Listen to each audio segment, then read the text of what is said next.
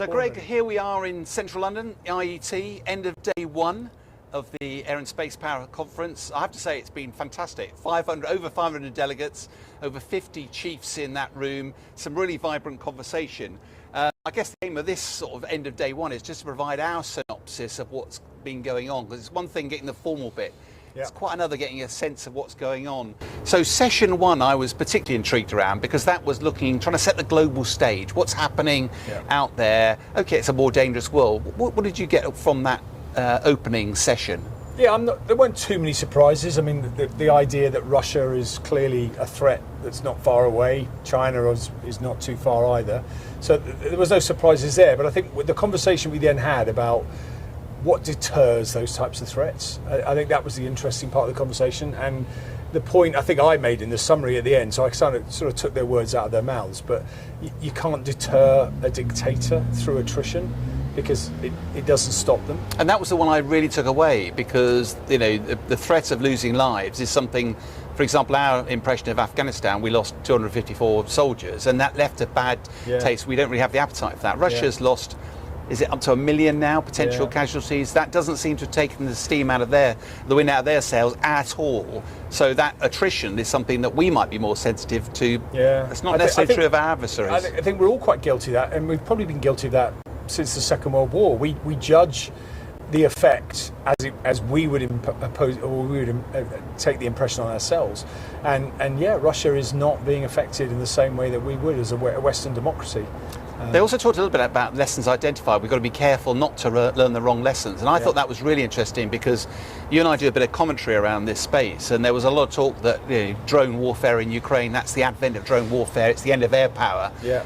And you sort of go, hang on a minute, then we had the Israel-Iran conflict, and it feels like, there was a lot of talk that actually this is the era of air and space power now, that actually is in the ascendancy. Yeah, that came out loud and clear. I mean, air superiority still matters, and space superiority matters as well. We've ended up in Ukraine fighting the war because of the lack of air superiority. And we've got to understand that deterrence is in the eye of the person being deterred, and that's not us. So there are a lot of lessons there, and actually the lessons of air power, the important aspects of air power, speed, reach, height, they endure. They're still important. They do, and I thought there was a lovely poignant throwaway line which I really liked at the end of the conference, which was this, at the end of that phase one, which was talking about freedom isn't free, and you picked up that line as well, didn't you? I did on social media, and it was a good nod to America, because let's be honest, America takes a bit of a few brickbats from Europe in particular, but actually they have been our partner and our ally along the way for the last 60, 70 years, and they have taught us that lesson. Freedom is not free. There was an interesting couple of, and the sidebars to that. I was chatting to somebody in the sidebar. They talked about the fact that the lessons of Ukraine. Ukraine doesn't have air dominance, but then neither really does Russia. Yeah. But everyone was talking about that stalemate. You went, well, if you have a land border with your enemy, it's really difficult to stop them. Yeah. If you look at the Israel campaign against Iran, 1,000 miles away, yes, there's a land border. There isn't really a land border. All of a sudden, you're into air power becomes decisive. And last I noticed, our country, it may not have a land border with anybody. It may not be. It might be a big moat, but suddenly it feels like air and space is particularly poignant, particularly relevant for this island. Yeah, and we've got a session on the second day that's going to talk about lessons. And I think the important takeaway is let's not learn the wrong ones. And I think some of the language around Ukraine, even in the SDR report, implies that if we just buy some more tactical drones, everything will be fine, and it won't. So that takes us on to session two, which was establishing control and building resilience, but it was focused on the space environment. Yeah. The first thing I thought I was really struck by was that we were holding that session here, but it was being beamed live across to a space conference in Manchester, which UK Space Agency. Yeah, it's the first time I've heard that actually happening. Highly appropriate though for a space conference, clearly. Well, and also, but the conference here was about integration, wasn't it? Yeah. And I'm a little bit sceptical, if I'm to be honest, because when you and I were serving, it was all about NEC, wasn't it? Networked enabled capability, joining ourselves up. Yeah. And it's 20 or 30 years since we were first talking about that. We may be using a different word, but we've been a bit slow at bringing it to life, haven't we? Yeah, I think that's fair. I mean, you could be quite sceptical about this and say, well, what do you really mean? But I think integration genuinely means the entire ecosystem is joined, whereas previously, and working in harmony. Previously, we've just talked about the wires and the connectors joining up, and at least looking at the same information. So I think integrated is a shift in thought process, but turning that into reality is the challenge here. And I think, what was important here is how critical space is in doing that, because space is a domain in its own right. But without it, air, land and sea won't function, and you certainly won't integrate them. So the one thing I thought it was interesting we didn't seem to touch on in space is you just said it's critical. Yeah. But there's been all sorts of treaties about avoiding weaponization of space. Yep. And I know we might be purist and we might say philosophically it's wrong, but some of our adversaries might not see it the same way. How do you think that we're going to square that circle? Because we're incredibly vulnerable now. We're so dependent on space, and it's not that difficult to start taking it out. It's fair to say we've seen plenty of activity in space that, should we say, has crossed the line. And how do we deter that into the future? How do we promote the right behaviours in space? Recognising that we are one step away from effectively, a Star Wars type scenario where we're attacking each other's satellites. So that is literally just around the corner, and I think we need to think that through. Clearly, a lot of that is in the classified space anyway, so we're not going to talk about it in public. But yeah, the whether we like it or not, as the longer that space becomes critical to our military might and our national infrastructure, the longer it's going to come under attack. I also wonder what part we can play as a nation in the space environment. I mean, it's so vast, but it's also the cost of capability is another order of magnitude higher. It feels like America has to be our key ally in that, and that's where this transatlantic relationship seems more important than ever. Yeah, and I think that came across loud and clear. So the American speaker from Space Command was very clear about the need to be doing this as an allied force. And other speakers were equally effusive about that. I think what will be interesting to see is how much money the UK will now spend in space. Although that has been promised, we're yet to see the actual figures. But I think we can be quietly confident that the Defence Investment Plan is going to put money into the space capability of the UK, and other nations are doing that too. And as long as we keep talking and working together, and not just here in Europe, but also across the Indo-Pacific, then the better that will be. But some of that investment, though, is often in satellites for observation or for communications or whatever. Ensuring access to space, that is an area it's less clear where our money is being spent. And maybe I'm just not smart enough to understand it yet, but that weaponization, how do you protect? That often implies some sort of military capability. And yet, at the moment, we're not talking about weaponizing space. Yeah, so the challenge here is airmen use the language of air control, i.e. how do you control the airspace? We have started to use that language in space, but we don't use the same tools to deliver it. They don't have space fighters and X-wing fighters up there shooting each other. So we say the right language, we want space control, we want understanding of what's out there, but we don't have quite the same mechanisms that we do in the air domain to tackle that particular role. So that is, turning that into a reality is going to be the next step. So then we moved on, before we get on to session 3, I think what's fascinating about these sort of events, you and I have been veterans of many of these, and it's one thing what happens on stage, and some of that is a bit restricted what people can talk about, but actually it's the networking around it, and particularly around lunch. Took the opportunity to go and chat to a few of the industries that were here, particularly some of the key sponsors, and this is what they had to say about the conference. Well, when you think about the advanced kit that's coming here from all the manufacturers and how it gets employed differently in all of the services in all the countries. You have to have a thought around the integration piece, and not just integration in the country, but integration across the countries, which includes the technology and how it's being used, but also the workforce and how the workforce is thinking about this new technology. Deloitte is here not just from our UK firm, but I'm from our US firm. We had a joint commitment to come together for this conference. I've already been blown away. There are 50 countries represented in one conference. It's very exciting to be here in the UK. I am having the best time. I've seen Big Ben. I have been to the Buckingham Palace. But to see all these colleagues from all over, fantastic. I think that, I mean, the conference is a way that we get to hear the RAF reflect on the year coming, the year that's just passed. But importantly, with so many other nations here too, I really find the inputs that we get from chiefs from our European allies, but as far afield as Australia clearly, and we have the Japanese chief here as well, really, really helpful. And there are conversations that you have not just in the hall alongside the questions and answers there, but it's having those conversations over a coffee, getting the latest from them, being able to ask them questions. I'm hoping to collar the chief of the Netherlands Air Force later, because they're learning the game of F-35A and nuclear weapons, and we're going to have to learn it. And I think you might have some interesting insights. We're very glad to be invited here by the Chief of the Air Staff, Chief Marshal Sir Richard Knighton, which is a unique privilege, and we are really at the vanguard of everything that we view as at the heart of the Global Combat Air Programme, GCAP.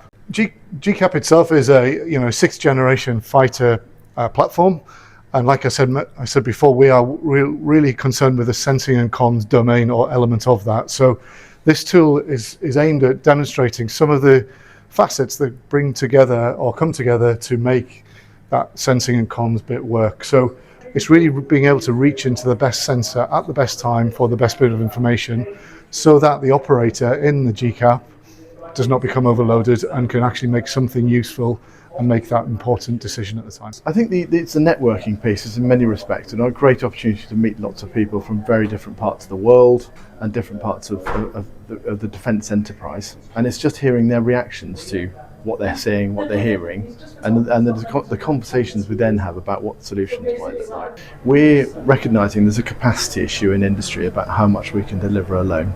And so the need for us to reach out and find new partners to collaborate with internationally and across the UK in different domains beyond the defence sector, for example, into commercial domains to a greater extent than ever before. That would be the value proposition for us, I think.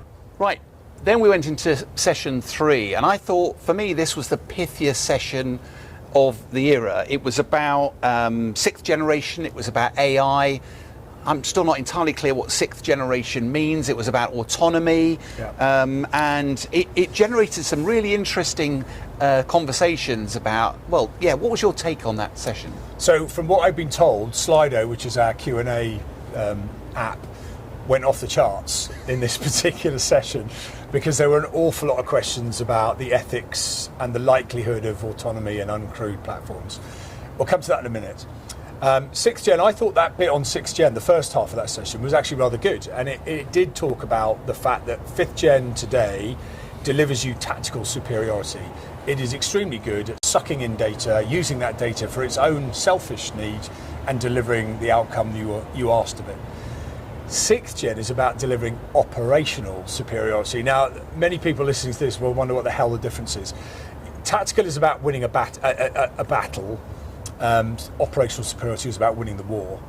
And I think that's really where sixth gen is trying to take us. It's taking us to a whole new level and a level of understanding. And we even talked about beyond the curvature of the Earth ranges, not beyond visual range. We're talking about over the horizon and beyond. So yeah, we are upping our game here with sixth gen. It is on another plane. Do you ever now again though just get a little bit suspicious of the language on this? Because remember, this was 20 years ago, we talked about every platform gets more expensive so we can afford fewer of them. Yeah. And if you follow that pyramid, you'd end up with one Starship Enterprise, and that will be it. Yeah.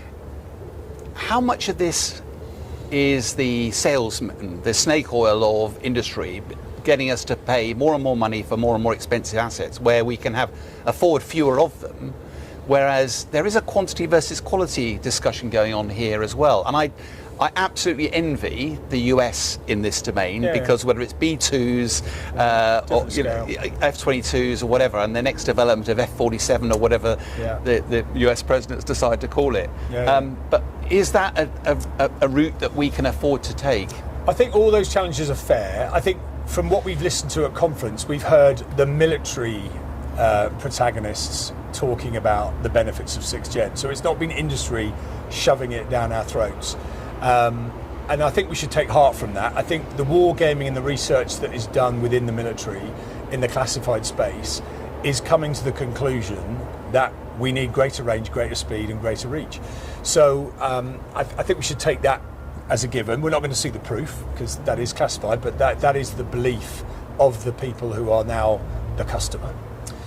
Industry, to a degree, see it too, but they're certainly able now to deliver. So a lot of the 6th gen is about digital design, new materials that we haven't seen before, new manufacturing process. So we are now seeing the ability to stretch the physics of these aircraft into a place that we haven't previously been able to do. I don't think any airman, going all the way back 100 years, wouldn't have wanted a longer stick or a faster aeroplane. So we're not talking about alien concepts here, but No, the I difference guess- is now we might be able to deliver. No, I get that, but I also wonder whether history may look back and we are the masters of our own destiny, because if you leave it up to airmen, we're going to want the better, longer, and more expensive. And there is but segueing on from that, the AI and the autonomy argument.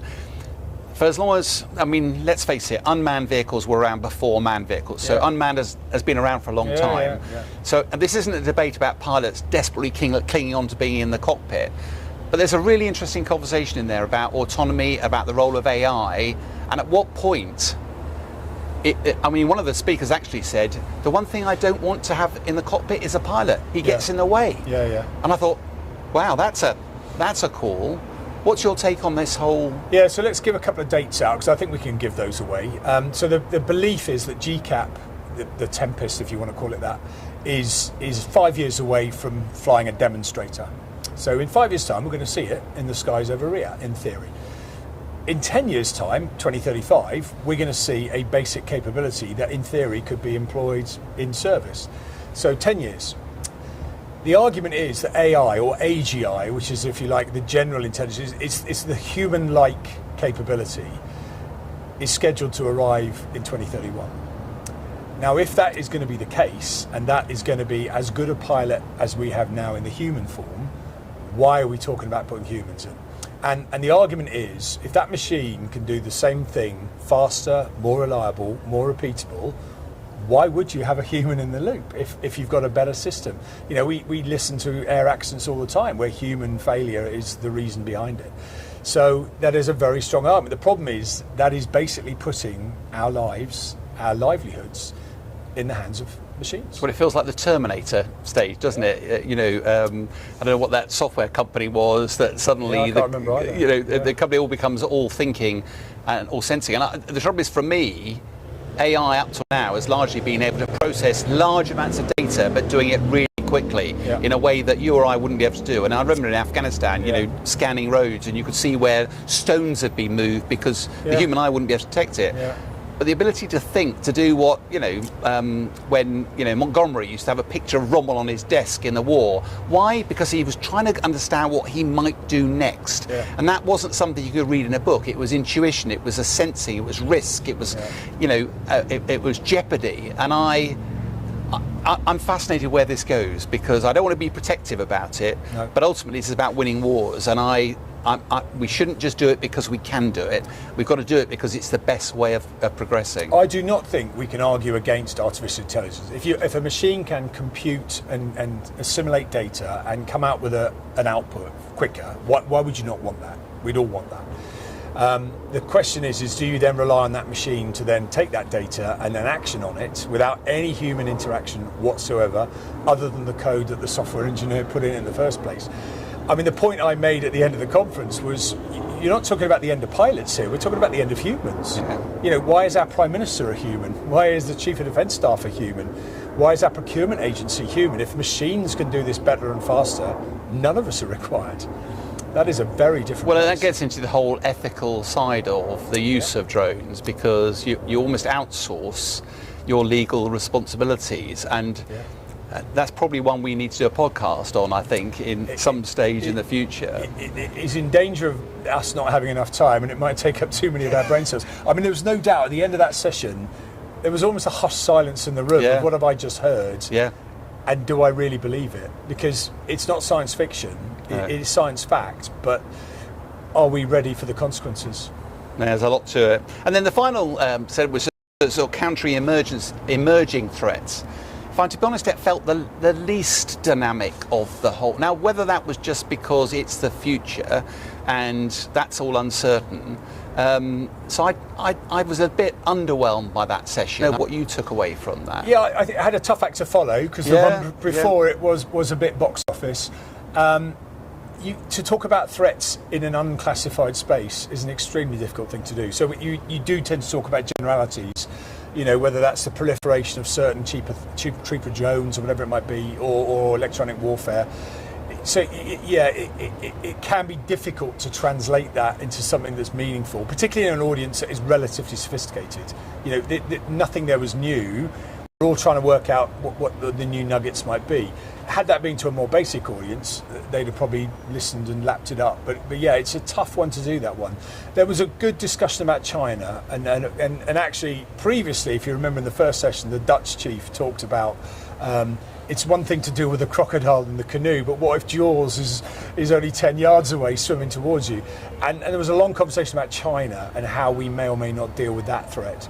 And that was quite fascinating. Because the one bit I felt that might have been explored a bit more in there was that if you accept the premise that we are at the end of a 35-year period of the sort of post-Cold War peace, fighting wars of choice, this feels like a big inflection point, that now all of a sudden we're going, that isn't the world out there anymore. Facing all of us is a much increased threat. Yeah. It's a war of national survival rather than a war of choice. And if you look at some of the capability gaps that we've got, we don't have any umbrella over this country. Yeah. We don't have so many things that we would have had through the Cold War. How do we prioritise that? We've got rid of a lot of our weapons. Where is the future? Is it mass? Is it lots of dumb weapons? Is it smart weapons, which are very expensive? Yeah. Where's the technology taking that? And I wasn't entirely convinced. Also, the threats about asymmetric threats. So people have watched the effect of drones.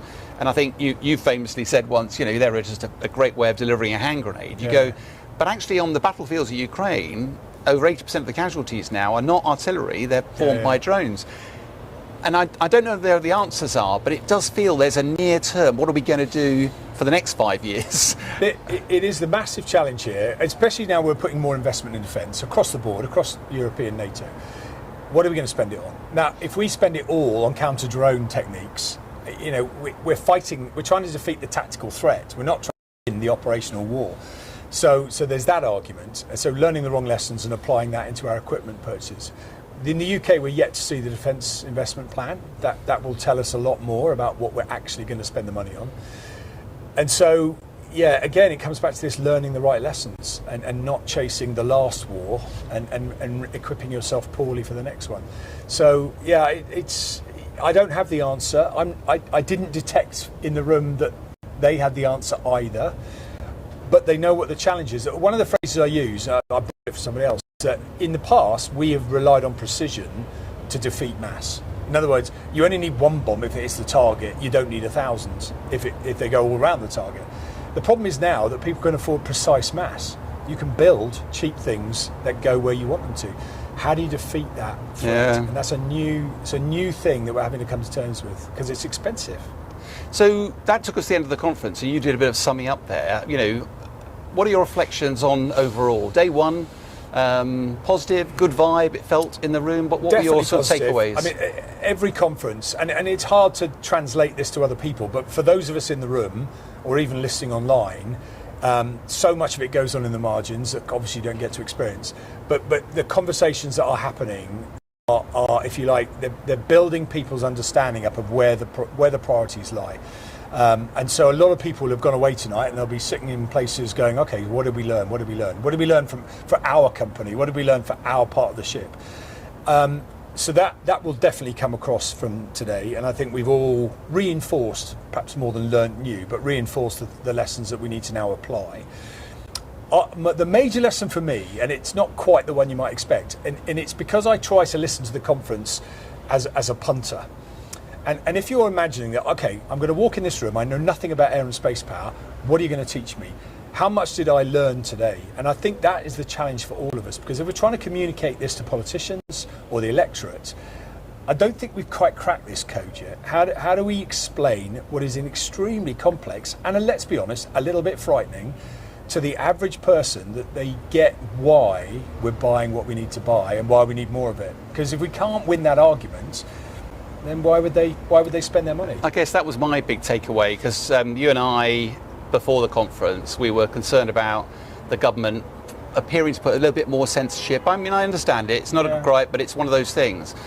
But actually, one of the things, if they are going to spend more money on defence, if that is a requirement, the country has to understand the sacrifices on NHS or welfare or otherwise. Yeah. We don't have a conscription army, so there are very few people with experience in the military. Yeah. Somehow, we've got to get that debate into the public arena so they understand. Places like Norway, where they do have conscription, you know, there's a much better public empathy. We better spend more money because we understand the implications if we don't have a robust capability.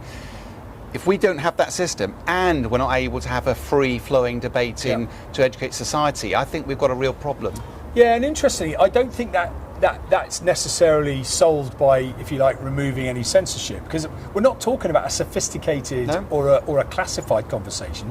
We're just talking about a basic presentation of what the threat is. And we're very lucky here. We've got many, many people from many, many countries. If you're in Poland, if you're in the Baltic states, if you're in Ukraine, if you're even in the Scandinavian states, you see this quite clearly about what that threat might be and what it could mean to you very, very quickly.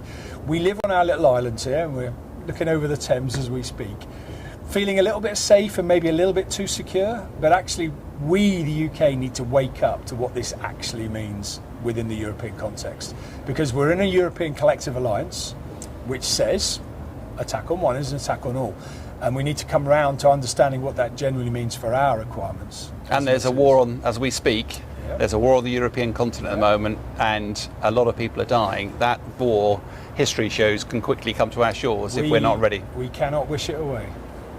Thank you. Anytime.